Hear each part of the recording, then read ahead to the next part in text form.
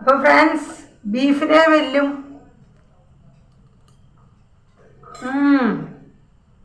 സൂപ്പറായിട്ട് എല്ലാവരും ഒന്ന് പരീക്ഷിച്ച് നോക്കണേ ഫ്രണ്ട്സ്. ഇതിപ്പോൾ സോയാബീൻ ഞാൻ തിളപ്പിച്ച് നന്നായിട്ട് വെള്ളത്തിലിട്ട് തിളപ്പിച്ച് ഒന്ന് പിഴിഞ്ഞെടുത്തേക്കാണ് കേട്ടോ. ഇത് പൊരിക്കാനാണ് നമുക്ക്. ഇതാണെങ്കിൽ മീറ്റ് മസാലയാണ് ഇടാൻ പോണത് ഇതിൽ.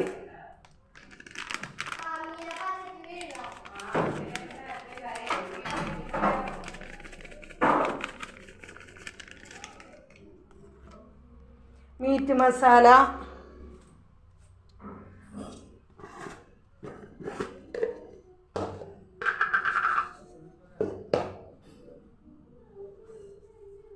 ഉപ്പ്,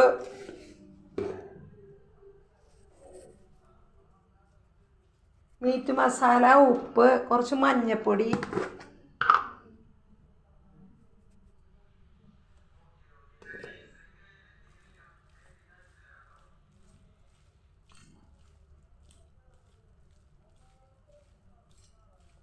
രണ്ട് വെളിച്ചെണ്ണയിലിട്ടൊന്ന് വറുത്ത് എടുക്കാനാണ്.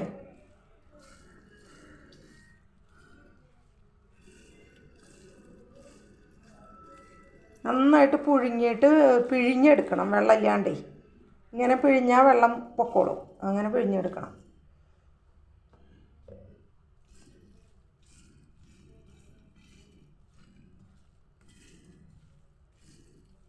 മുളക് പൊടി വേണ്ട, അതിൽ മസാലയിലെല്ലാം ഉണ്ടാവും. പിന്നെ കുറേ മുളക് പൊടിയും കൂടി ഇട്ടായിരിക്കും.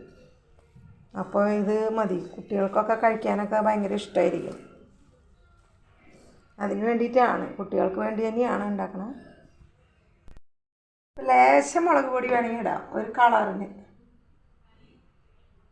ഓക്കെ. എന്നിട്ട് അങ്ങോട്ട് പുരട്ടി നന്നായിട്ട് പൊരിച്ചെടുക്കാം നമുക്ക്. അപ്പോൾ നമുക്കിത് വറുത്താലോ?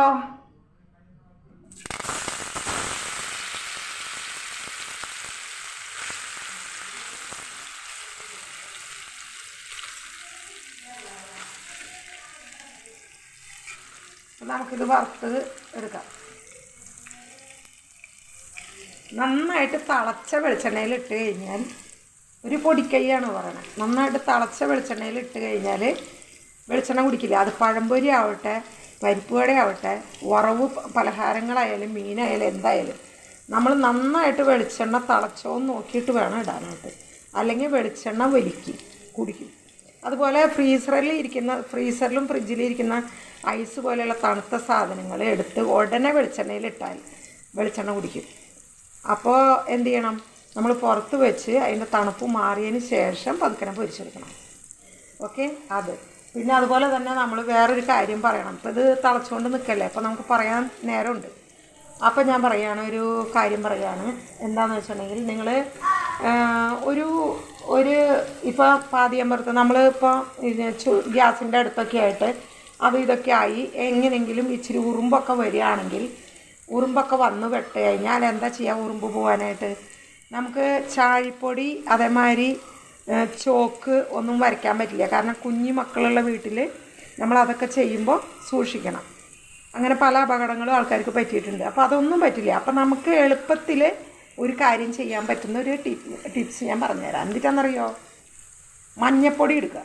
മഞ്ഞപ്പൊടി എടുത്തിട്ട് നമ്മൾ സൈഡ് നമ്മുടെ കിച്ചൻ്റെ ചൂളയുടെ ഭാഗവും ഒക്കെ ആയിട്ട് നമ്മൾ കുറച്ച് നേരം മഞ്ഞപ്പൊടി ഇങ്ങനെ ഇട്ട് ഒന്ന് പരത്തി കുറേശ്ശെ ഇട്ടാൽ മതി. എന്നിട്ട് അങ്ങോട്ട് വര പോലെ പരത്തിയിട്ടിട്ട് പിന്നെ എന്ത് ചെയ്യണം? കുറേ കഴിയുമ്പോൾ, ഉറുമ്പൊക്കെ പോയി കഴിയുമ്പോൾ നമുക്കത് തുടച്ച് മാറ്റാമെന്നുള്ളതേ ഉള്ളൂ.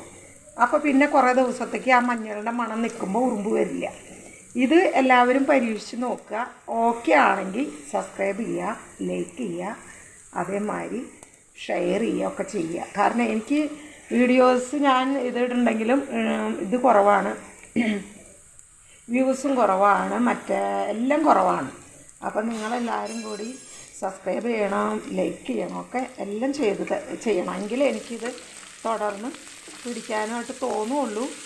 അല്ലെങ്കിൽ പിന്നെ ഞാൻ ഇങ്ങനെ ആലോചിച്ചുകൊണ്ട് നിൽക്കുന്നത് നിർത്തിയാലോ എന്ന്. കാരണം വേറൊന്നുമല്ല, നമുക്കൊരു 10ഉം 15ഉം വെച്ചൊക്കെ ഇത് കിട്ടിക്കഴിഞ്ഞിട്ട് ഇത് തുടർന്ന് കൊണ്ടുപോയിട്ട് കാര്യമില്ലല്ലോ.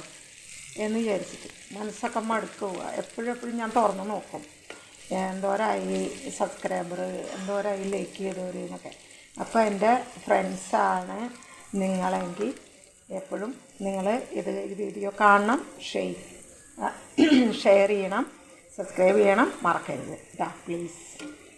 പിന്നെ നമുക്കിത് വറുത്ത് കോരുന്ന വരെ ഇപ്പോൾ സമയം ഇങ്ങനെ ഇതായിക്കൊണ്ടിരിക്കുകയാണ്. അപ്പോൾ നമുക്കിത് നന്നായിട്ട്